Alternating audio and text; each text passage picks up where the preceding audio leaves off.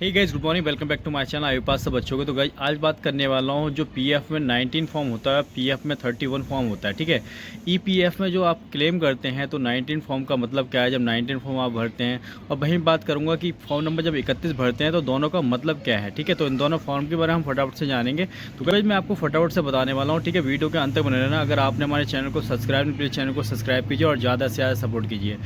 तो गाइस आइए फटाफट से बात कर लेते हैं पीएफ क्लेम फॉर्म 31 और पीएफ क्लेम फॉर्म नंबर 19 के बारे में फटाफट से जानेंगे कि इनका यूज़ हम कहाँ करते हैं। तो गाइस पीएफ फंड की आंशिक निकासी और पूरे फंड की निकासी के लिए पीएफ क्लेम फॉर्म 31 और 19 की जरूरत पड़ती है, लेकिन दोनों फॉर्मों का इस्तेमाल अलग अलग मकसद से किया जाता है।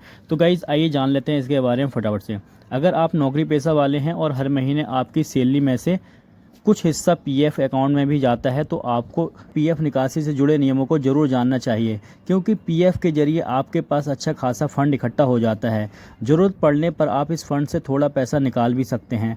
फंड की आंशिक निकासी और पूरे फंड की निकासी के लिए पीएफ क्लेम फॉर्म 31 और 19 की ज़रूरत पड़ती है, लेकिन दोनों फॉर्म का इस्तेमाल अलग अलग मकसद से किया जाता है।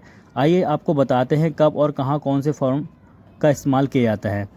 तो गाइज फटाफट से बात करेंगे कि 19 फॉर्म और जो फॉर्म नंबर 31 है, दोनों का इस्तेमाल कहाँ कहाँ होता है। नौकरी के दौरान पैसों से जुड़ी ज़रूरत को पूरा करने के लिए जब आप अपने पीएफ बैलेंस का कुछ हिस्सा एडवांस पीएफ निकलवाते हैं तो आपको पीएफ निकास फॉर्म 31 की ज़रूरत पड़ती है।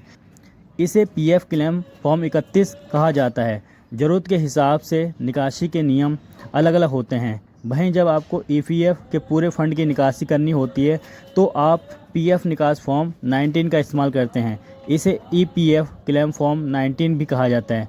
ईपीएफओ के नियम के अनुसार कोई भी व्यक्ति लगातार 2 महीने तक बेरोजगार रहने या रिटायरमेंट के बाद अपने ईपीएफ फंड का पूरा पैसा निकाल सकता है। तो गाइस अब बात करेंगे, फटाफट से जान लेते हैं कि कब किया जाता है। जो फॉर्म नंबर डी होता है, 10D होता है, उसका इस्तेमाल कब किया जाता है।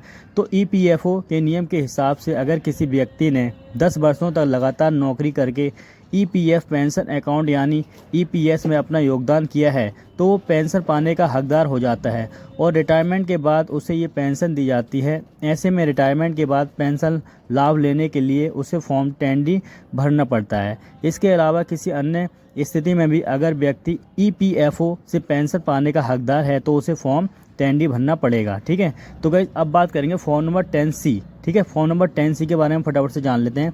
अगर कर्मचारी की नौकरी की अवधि 10 साल की नहीं है और वो अपने ईपीएफ का फुल फंड फाइनल सेटलमेंट करते समय ईपीएफ में जमा पैसे को भी एक साथ निकाल सकता है, ऐसे में उसे फॉर्म 10C को भरना होता है। इसके अलावा इस फॉर्म का इस्तेमाल आप पेंशन स्कीम सर्टिफिकेट लेने के लिए भी कर सकते हैं। इस सर्टिफिकेट के जरिए आप अपने पीएफ बैलेंस को एक कंपनी से दूसरी कंपनी के लिए ट्रांसफ़र करवा सकते हैं। तो गाइज़ आज की वीडियो में था कि फॉर्म नंबर 31 होता है, जो पीएफ का फॉर्म नंबर 31 हम भरते हैं, और पीएफ का जो फॉर्म नंबर 19 भरते हैं। ठीक है, तो दोनों के बारे में मैंने बताया।